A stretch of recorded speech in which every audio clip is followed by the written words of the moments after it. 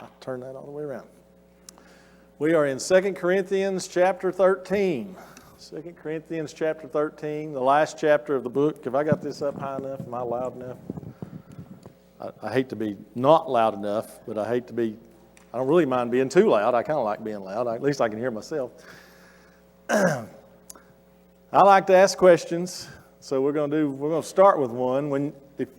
If someone were to come up to you and ask you, what's your impression or what's your memory, what's your first thought about Paul's letter to the church, second letter, I guess, 2 Corinthians, maybe the third letter if you want to count it that way, but our 2 Corinthians, not necessarily a summary, but what thought comes to mind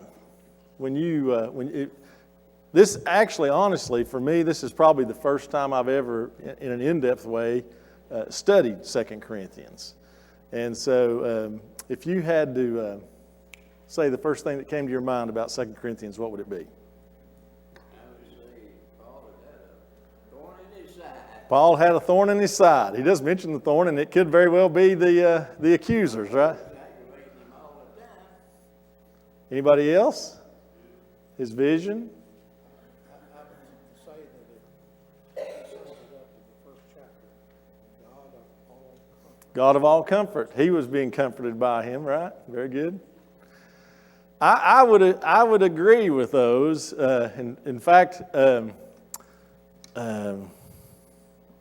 almost want to say frustrating.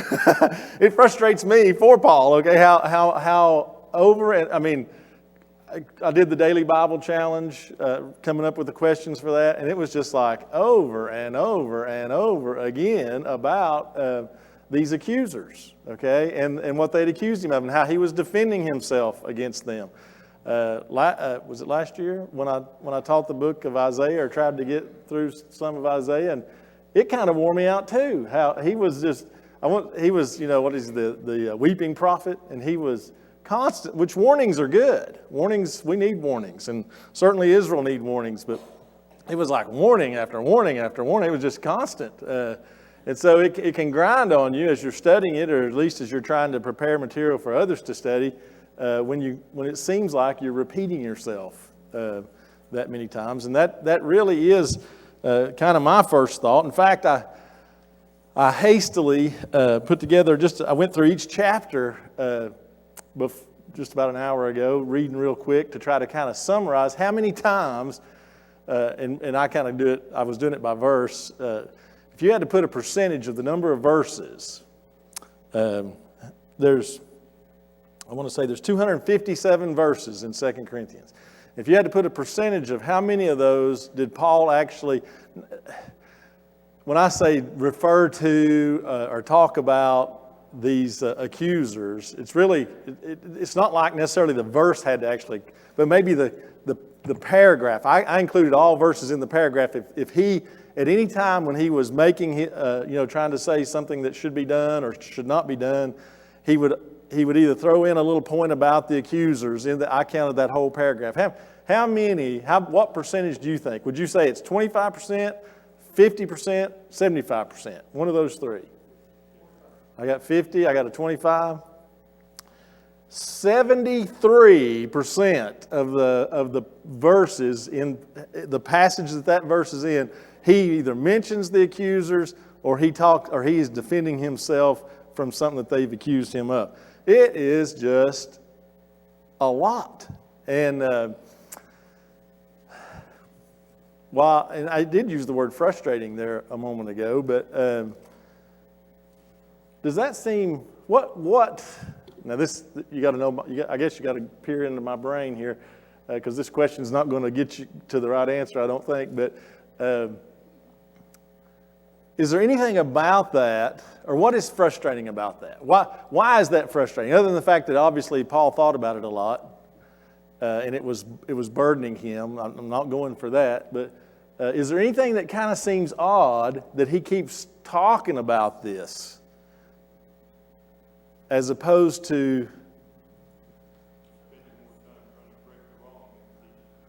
he's spending a lot of time trying to correct the wrong?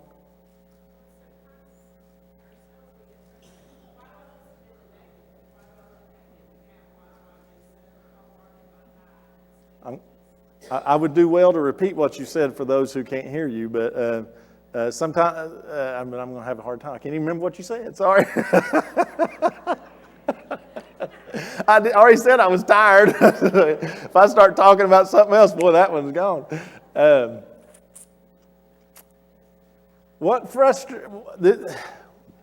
Why did he not tell the church to go ahead and discipline these brethren? Why are they putting up with it? Why is it? Why? I mean, 1 Corinthians, he told them to discipline the brother, and he actually said it would be proof of their faithfulness if he was trying to prove their own faithfulness, whether they disciplined him or not. Okay? Why is he not doing that with these? He keeps saying, when I come, we're going to do this. When I come, we're going to do this. Why didn't he say, go ahead and do it? Obviously, well, that's part of my answer. I'll hold that for a second. Why didn't he go ahead and do it? Marvin, sorry.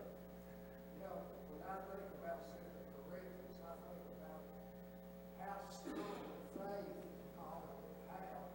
And he was in the process one time of disciplining the churches. So, Right. instead of that discipline somebody else, he was disciplining them. Did they have to wait till he got there to do the discipline? They didn't have to, but I guess he made it clear that if they didn't, he would. That's true. He did. I would agree with that. He made it clear if they didn't, he would when he got there. I'm just kind of getting closer so I don't have to repeat you, so maybe people on YouTube can hear. Yeah.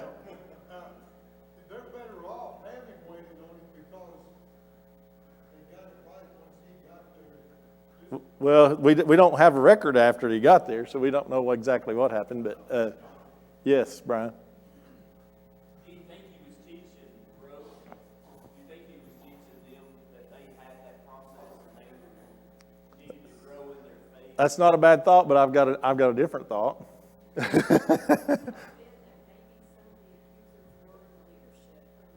Maybe some of the accusers were in the leadership, so they weren't going to discipline themselves, maybe, right? Okay, well, I actually think that I got a hint from actually chapter 13. I think it's about, I can't remember what verse it's in, but we'll get to it in just a second. I got to put my glasses on or I can't see anything when I look down. All right, verse 1. This will be the third time I'm coming to you. So how many do we have a record of him going? Obviously, he says 3. That's a record. But we read of his first travel to Corinth in what chapter of the Bible? It's in Acts 18. Acts chapter 18 is his first trip there. It actually names some people that he, which is really kind of cool, I think, to me, when you think about who was at Corinth. Who are the people that he's talking to now, okay?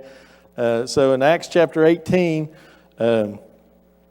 verse 2, it says, and found a certain Jew named Aquila, born in Pontus, lately come from Italy, with his wife Priscilla. So you got Aquila and Priscilla were at Corinth after he departed from Athens. Okay, and then in verse 5, that tells us what he preached. He testified that Jesus was Christ. I always kind of pause on that because when Paul was converted, and he went after he got his eyesight back, and he obeyed the gospel, and his first, I guess you call it a sermon, in Acts chapter 9, what was it that he preached? Do you remember? Why was Paul persecuting the church? He thought Jesus was a fraud. He thought Jesus was a fake and a fraud, a blasphemer, and him and his followers needed to be eradicated. So after he obeyed the gospel, what is it that he went back to his brethren, the Jews, who rejected him, by the way? He was as Jewish as you could get, right? He was a esteemed Jew. And he went back to them, and what did he preach to them? This King James, this is very Christ, okay? This is truly The one we've been waiting on. Okay, so that's his message, if you will. And it should be our message too. But he's the real McCoy. He's the one we've been waiting on. And so anyway, verse 5 of Acts 18, that's what he preached at Corinth, that Jesus was Christ. Okay, but then verse 6, I've marked a couple of these verses in chapter 18. And when they oppose themselves, does anybody do that today? What does it mean to oppose themselves? I'm not in 2 Corinthians 13, I'm in Acts chapter 18. What does it mean to oppose themselves? He's preaching at Corinth that Jesus is Christ, and when they oppose themselves. Does anybody ever oppose themselves? What does it mean? What do you think? What thought do you get from that? You're not doing what's in your best interest? You're contradicting yourself, right? It's like they just become illogical. They don't listen to reason. So when they start opposing, they're like just not wanting to listen to what you got to say and saying whatever comes to their head. They're opposing themselves. They're not being reasonable. Yes, sir. Just think about how strict a Jew he was. And then the Lord caught him on the road and he said to the heathens. Right. To them. Yeah. Yeah. The Gentiles. Yes, sir. We'll edit that one out. Okay. No, I'm just kidding. And when they opposed themselves and blasphemed, what did he do? Keep on going, talking to them? He shook his raiment and said unto them, your blood be on your own heads. In other words, I'm done with you. If you're going to oppose, you're not going to be logical. I'm just going to move on. I am clean. From henceforth I will go to the Gentiles. And he departed thence, verse 7, entered into a certain man's house named Justus. So here you got Aquila, Priscilla, now you got Justus. I love to look at these names. One that worshiped God, whose house joined hard to the synagogue. So that joined hard next to the Jewish synagogue. And Crispus, the chief ruler of the synagogue, believed on the Lord with all his house. When I read that phrase, with all his house, in reference to somebody obeying the gospel or believing, there's a lot of times people will ask the question, I was young when I obeyed the gospel. And I always want people to make their calling and election sure. If you're in doubt, make your calling. There's no peace in doubt, right? But just because maybe you obeyed the gospel along with a group, which does happen, right? A lot of times in our day, it'll happen like at a youth camp or something. But did they obey the gospel in groups back then? His whole house did it at the same time, right? That's true. That's a pretty big group, wasn't it? And many of the Corinthians hearing believed and were baptized, verse 8. Okay? And then he gets convinced, maybe don't shake the dust off your feet too quick and leave, verse 11. He continued there for how long on his first trip? Year and a half, year and 6 months. So he was at Corinth for a year and 6 months, and we have that recorded, bits of that recorded in Acts chapter 18. There is no record of Paul's second visit. And then he tells us, we've read this already in chapter 1, verse 23 of 2 Corinthians. He says, moreover, I call God for a record upon my soul that to spare you I came not as yet unto Corinth. To spare you. I'm doing it. I haven't come yet for your own benefit because I want you to repent. Again, I asked the question that's kind of back in my mind is, why is he being, if you will, so long suffering with them? Why does he keep encouraging them and not, if you will, taking action? One of the challenges that we have as, and I think it would be with any eldership, when it comes to discipline, is because we all know that it's necessary that you need to, discipline is a part of God's will. We can read it. The question is, how soon, how quick, how fast, how much time, after the first and second admonition, right? After 2 admonitions, we have that recorded in Scripture. You know, I think you know this. I mean, obviously, some of the people we tried to discipline know this. It's just kind of intuitive, I guess. If I don't talk to you, if I evade you, I'm going to use that word because I really believe that. If when you call, I don't answer, and when you come, I don't answer the door, and if I don't see you face to face, guess what? You can't admonish me, so that don't count as one, right? It's hard to be patient with people, and especially whenever they it can be a long time. It can take months to make a couple of contacts, unless you. Would it also stand on the degree of the offense? So about how quickly you, so this is not necessarily a complete lesson about discipline, because I'm not prepared to comment on all that. But the thought that come to my mind is, because we've had some who question, well, just so you're going to, and we make comments about this every time we discipline someone. Well, you're just going to discipline because they don't attend. In fact, I don't know how many of you were here. A good number of you were. How many years has it been now? Time flies. Has it been 10 years? 7 to 10 years? I don't know. When David Lipe and Gary Hampton, we had them come and do a couple of lessons back 2 weeks in a row on discipline. And before they had the lesson, we would meet with them and have a conversation just to make sure, we were all kind of on the same page of what we were trying to accomplish. And David Lipe asked, I remember we were sitting at Shoney's, and he asked the question. He says, isn't it a shame we boiled discipline down to, or fellowship down to attendance? Well,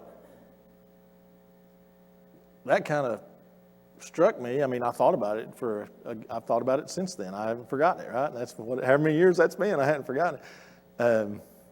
So what about, you talked about the degree of offense. Is attendance, how big of a degree of offense is lack of attendance? Charles? Say it again. It's not near as bad as some they did for it. Right. Obviously, 1 Corinthians, the guy was fornicating with his stepmom, right? Charles?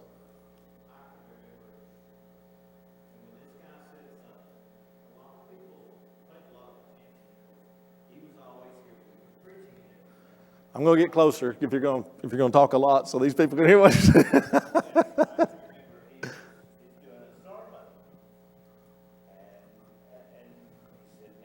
Someone had asked him, give an example of something you can do where you won't end up being a castaway, whatever.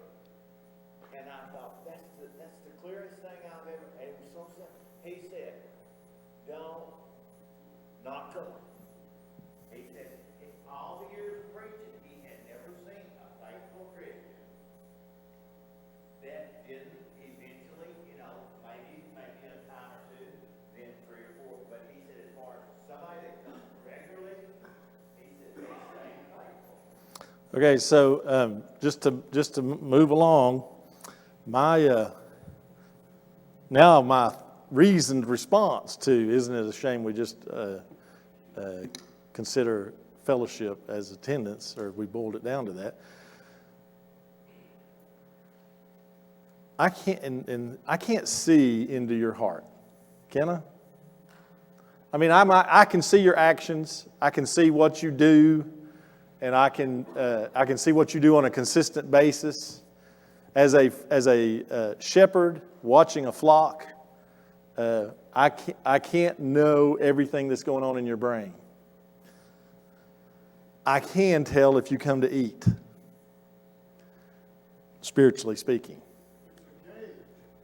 It is my term, and I appreciate you saying a gauge. My phrase is it's a key performance indicator. It's a key performance indicator. It is an indication of a problem. And here's my, let me, if you will not discipline takes different forms, right? We're doing, this came from those two sermons. It's not, and again, I'm tired. My brain's not just sharp. It's something that happens in advance. Preventive. This is preventive discipline. By teaching a Bible class and you being here, this is preventive discipline, okay? Trying to teach you discipline, trying to teach me discipline. Corrective discipline is, like paddling or spanking, or as the church is concerned, it's announcing to the congregation that we're not in fellowship with someone. If you will not discipline somebody who does not attend, you will never discipline anyone. I say that, well, obviously there's a little caveat because 1 Corinthians, the guy was still attending, right? But if you, in our day, most of the 99.999% of the time, if somebody's involved in a sin, they're going to stop assembling. If you are mad at a brother and you don't want to talk to them and you don't want them to talk to you, you won't come. If you are covetous, you got to make all the money you can make. I got to get all the overtime I can get. I'm going to work on Sundays. If you are a drunkard or addicted to some drug and you indulge in that all night long on a Saturday night, you're not going to be here on Sunday, are you? You're going to be sleeping it off. I'm convinced if you will not discipline somebody who does not attend, you will never discipline anyone. And it's a key performance indicator. When someone stops attending as a shepherd, when someone stops coming to feast upon the Word of God, as a shepherd, I need to go looking for them and find out what it is that's their issue. Why didn't Paul say, discipline these brethren, as opposed to, when I get there, we're going to discipline them? Keep that thought in mind. I keep asking the question. I'm going to give you my answer in just a minute. Okay. Actually, I'm not. Okay, here we go. It's in verse 1. This is the third time I'm coming to you. In the mouth of 2 or 3 witnesses shall every word be established. Does that last phrase, bold print on the screen, bring anything to mind to you? You ever heard that before? It is Jewish code. Who else said it? Did our Lord not say it? Matthew 18. Matthew 18, 15 through 20.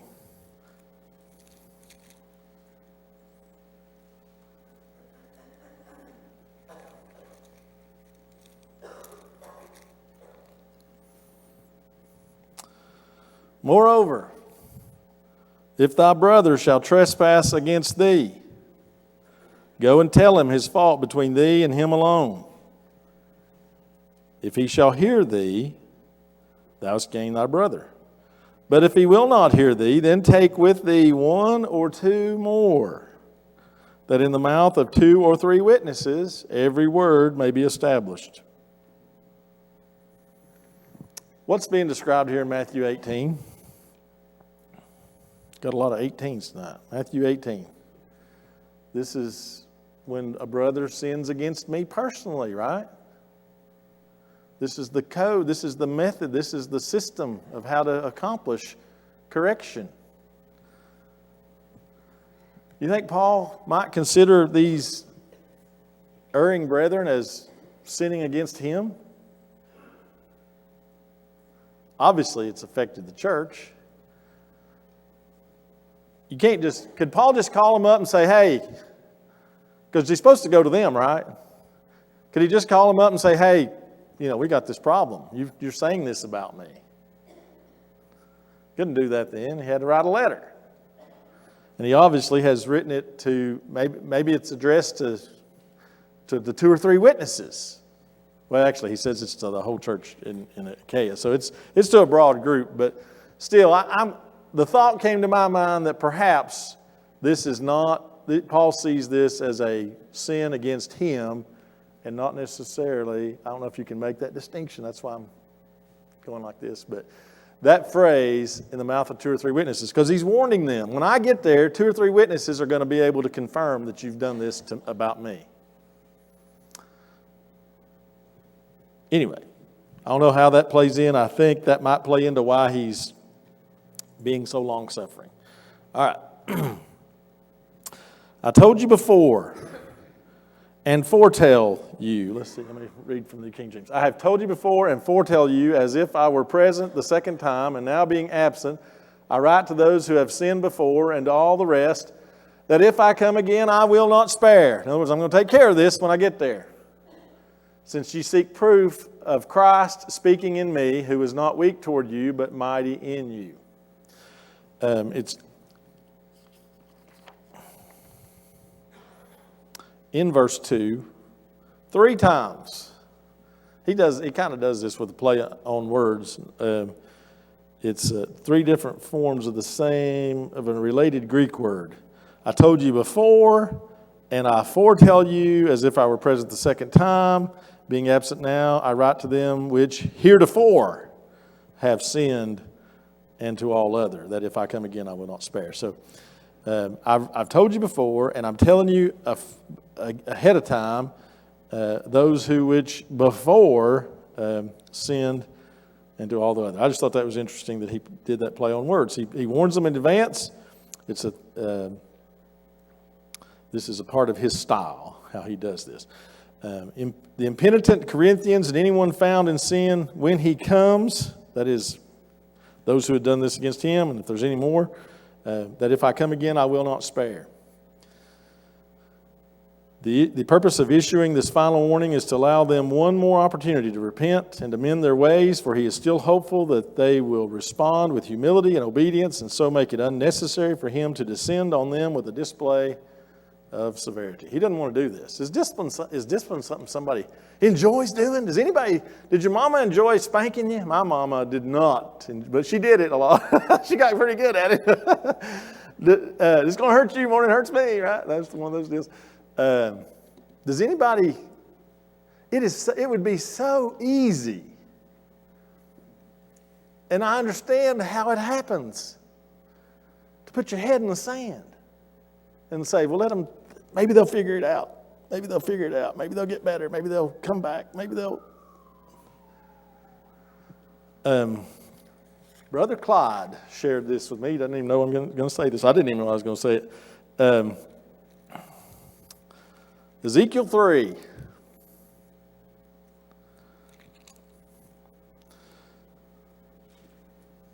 He does it twice. He has almost the same verbiage twice.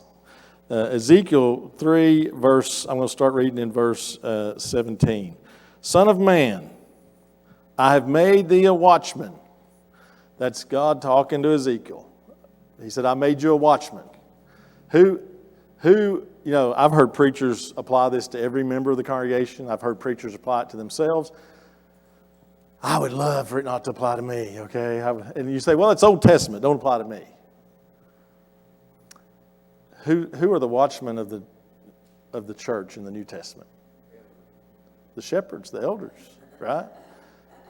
Does God expect more of his Old Testament watchmen than he does of his New Testament watchmen? I don't even like the way I asked that question, but what do you think? I don't think so either. Look what he says to his Old Testament watchmen. Son of man, I made you a watchman unto the house of Israel. Therefore hear the word at my mouth and give them warning from me. All right, so again, he does this twice. He does it right here in verse 17, then he does it again in verse 20. It's like 3 verses each time. And they're very similar phraseology. In verse 17, when I say unto the wicked, and then in verse 20, when a righteous man. So the difference from my perspective for a New Testament application would be the wicked would be anybody who's in the world outside of the church. A righteous man would be a brother in Christ, somebody who became a Christian.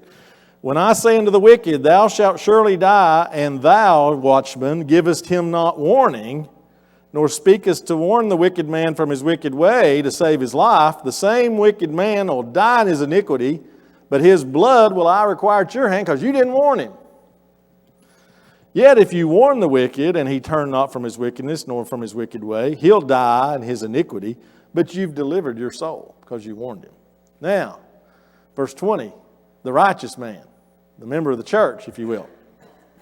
When a righteous man doth turn from his righteousness, he's become unfaithful, turned from his righteousness, and commits iniquity, and I lay a stumbling block before him, he shall die, because thou hast not given him warning.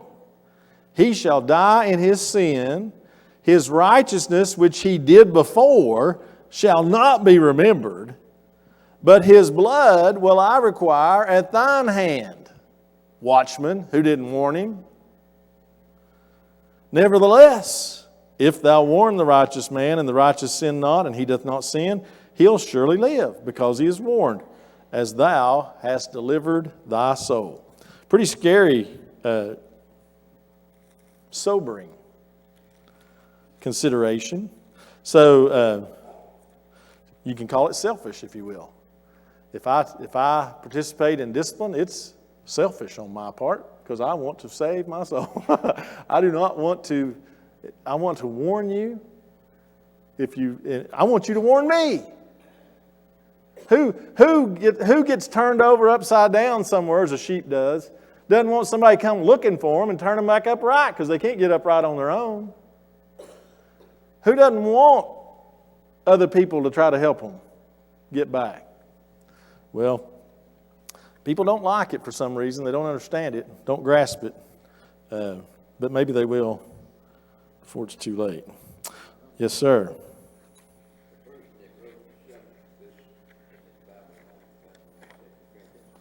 He said Paul, in this chapter, Paul was threatening severity against the obstinate sinners. He was. He thought the very worst of them that he's dealing with. Right. He was trying to get him to change before he came. No doubt. All right. My next comment's in verse 4, so I've already read verse 2. Since you seek a proof of Christ speaking in me, who is not weak toward you, but mighty in you. For though he was crucified in weakness. Whose weakness? Christ's weakness?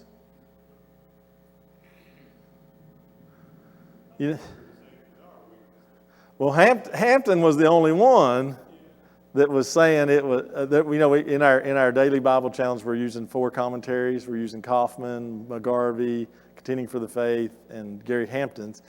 Gary Hampton's the only one, and so I pulled that one out just because it was unique. That's what the other 3 were saying. It's the fact that Christ was a man, that he was in the flesh, that was the weak part of it. Okay, that's where this phrase comes from. But I did like the thinking about what Gary Hampton said, that it was humanity's weakness, that they didn't accept him. Okay, yet he liveth by the power of God. He was crucified in weakness, yet he lives by the power of God. So he's making a contrast here between this weakness of humanity, whether it's just Christ's humanity or all of humanity. Mankind is weak, and God is powerful. How powerful is God? It can't be measured. We just had Dino Day, right? And I forever appreciate, and it was in 1986 when Bert Thompson. I know Bert Thompson's not an ideal person to model these. I'm not even sure if he's still alive, but I appreciate his being here and the passion with which he expressed many of those things. It forever affected my thinking. But when you talk about the power of God, you can't help but think about the universe and the size of the universe, and it's mind-boggling. We're just now, I don't have it on my street yet, but many of you may have internet that's over fiber lines, and it can be any speed they want it to be. You know why? It's glass strands. How is the data going? It's not copper anymore. It's fiber, but it's what's going through the fiber? Light. You know how fast light travels? 186,000 miles per what? Second. 186,000 miles a second.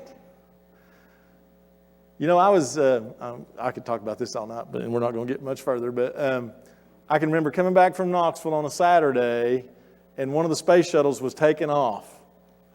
And it took off, I forget where I was at, but before I got to it's only an hour drive from Knoxville, and before I got to the top of Rockwood Mountain, it had gone around the earth once already, and I hadn't even gotten home.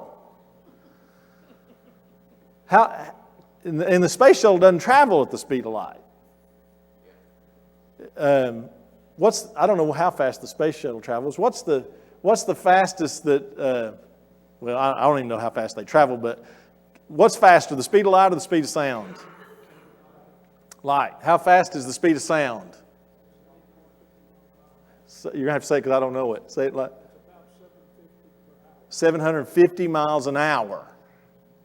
Can we travel at the speed of sound? Yes. Do they let planes break the sound barrier over land? Fighter jets they will, but what was the Concorde? They made it. It couldn't get to the speed of sound until it got off over the ocean. Why? It breaks windows. When they break the sound barrier, it makes that sonic boom and it breaks windows. Okay, we can travel at the speed of sound. Are we ever going to go to the next door neighbor galaxy? Is anybody ever going to go there? No. God has before determined the bounds of their habitation. Why do I say confidently no? How close? What galaxy are we? What is our galaxy? Milky Way galaxy. How big is our galaxy? If you could travel at the speed of light, can anybody travel at the speed of light? 186,000 miles a second. If you could travel at the speed of light, how long would it take you to go across your galaxy? I want to say it's like 100,000 years. I could ask Google, but I don't want to take up 100,000 years. If you lived to be 100 and had a kid, you got on this whatever's traveling at the speed of light, which they can't do, by the way. But if you got on one of these spaceships and you lived to be 100 and you and your wife and they had kids, and they lived to be 100, and then at 100 they had kids, and they lived to be 100, and at 100 they had kids, and you did that 1,000 times before you ever get across our galaxy. It ain't going to happen because you don't travel at the speed of light, and two, you ain't going to ever get on a ship and that happen. Could you ever go to what's the next door neighbor galaxy? Andromeda.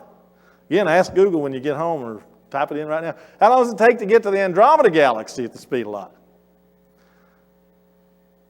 Like, it's hundreds of thousands of years, okay? And then how many galaxies do they think we have? You know, if you look up and you see a little cluster of stars, they say that's a galaxy, right? It's like thousands of galaxies. Who spoke all this into existence? For every effect, there must be an adequate cause. A frog jumping into a river with dirty feet don't make the river muddy. That's not adequate, okay? For every effect, there must be an adequate cause. Learn this from Apologetic Express, okay? How big is God? He spoke all of that into existence. Big enough. He ain't Santa Claus, I'm just saying. He ain't your Santa Claus. Okay? And that's not good English, I know. Say again? Oh, it does. Space shuttle reactor is Mach 25. Mach 25. That's 25 times the speed of sound? 17,000. Okay. That's pretty fast. Okay? It's pretty fast. again, he'd went all the way around the world, and I hadn't even got up the mountain yet. It was amazing. And they go pretty fast, but they don't go anywhere near the speed of light, okay? God's huge. So does God have power? The power of God? What's the most powerful thing God's ever done?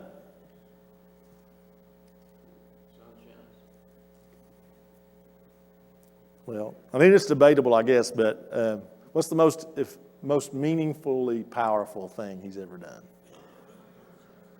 He raised Christ from the dead. Took somebody who was dead and made him alive. Never to die again. For though He was crucified through weakness, He liveth by the power of God. For we are also weak in Him.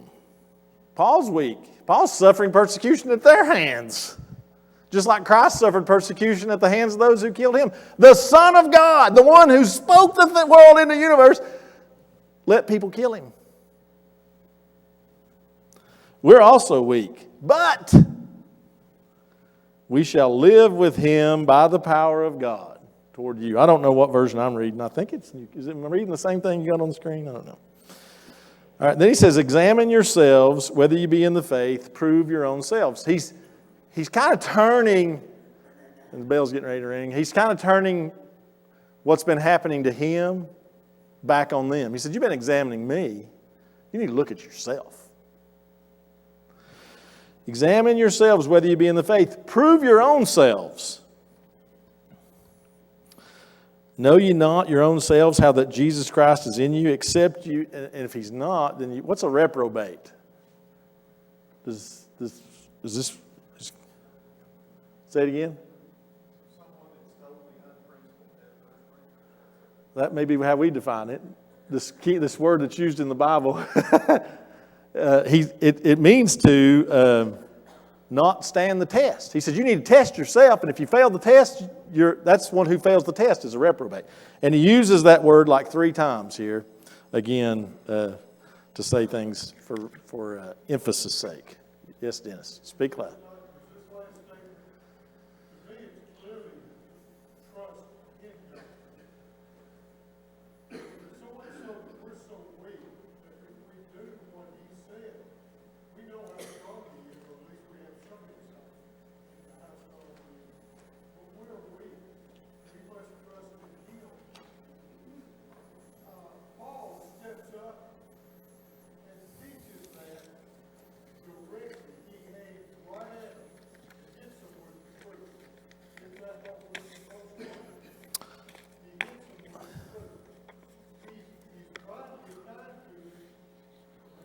He is being very kind to him. It's, okay, here will be my last comment. Speaking the truth in love. I've looked at the word order in the Greek there, and this thought has gone through my head. If you don't speak the truth, you're not loving. That he might not be saying that that's the way you speak the truth. He might be saying in that verse that just speaking the truth is loving. Consider that. Chew on that for a little while. Thank you very much for your attention.